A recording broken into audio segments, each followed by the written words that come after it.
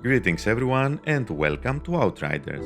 Today we're going to review a Devastator Vanquisher build, maximizing our damage output thanks to the statue set without losing survivability. This is by far the best build I have tried for the Vanquisher so far because it focuses both on defense and offense on the Golem skill.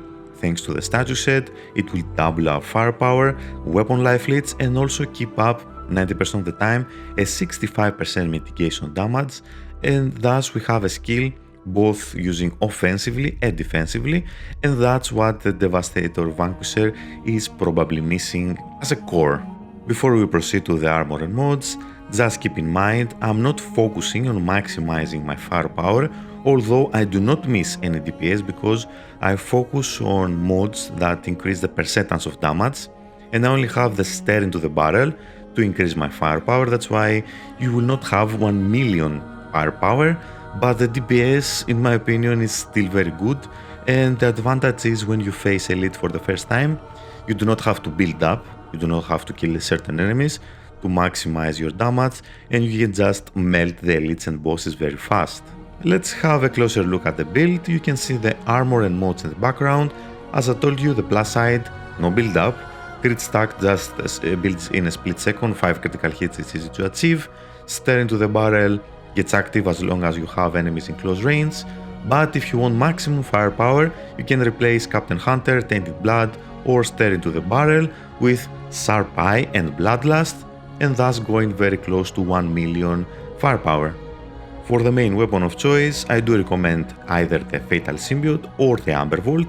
I do prefer Fatal Symbiote because it doesn't require any build-up, but Amber Vault is a little better for survivability purposes, and we have to use the Ultimate Damage Link because it's the best AoE mod I have tried so far.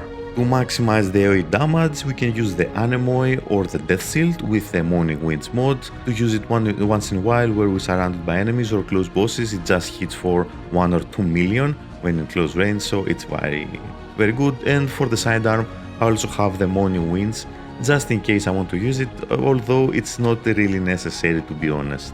For the skills, we have to use the Golem. It's our primary source of survivability. We have no other survivability tools, and the Tremor because it's a backup to give us the 100% firepower and weapon life leads, and also a tier 3 mod that we cannot replace from the statue set. The third skill is either the Gravity Leap, Boulder Dash or the Endless Mass.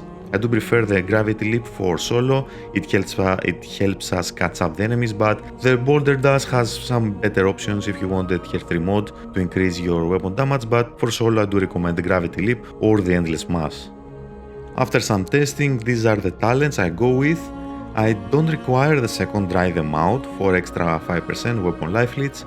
I didn't have trouble surviving like this, and I did like very much the Steady Hands Reducing the recoil by 30% is actually quite useful because you will keep firing a full automatic weapon, but in case you find yourself trouble surviving, you can replace either the steady hands, the bullseye or the assault adept with second dry them out and just go like this.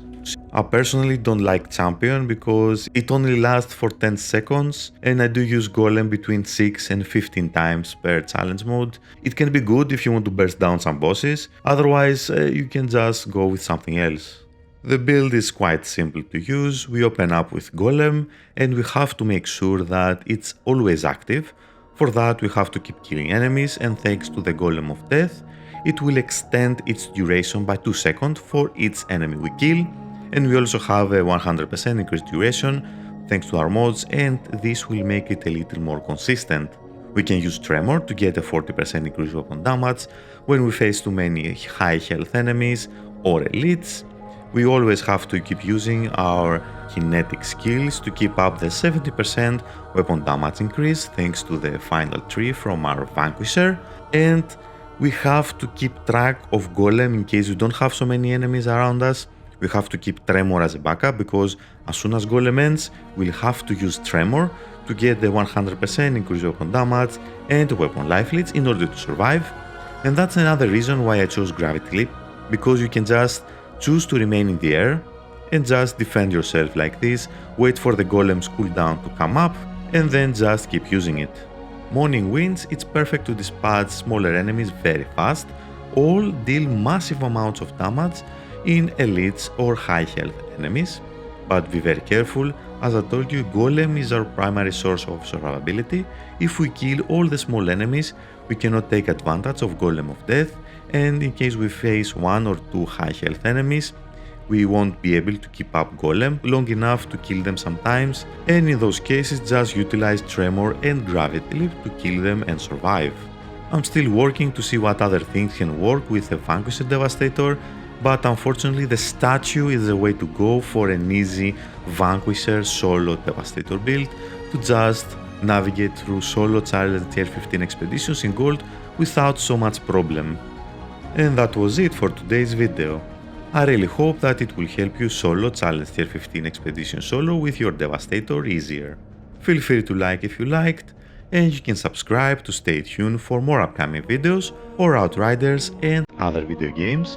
And as always, I wish you all a wonderful day.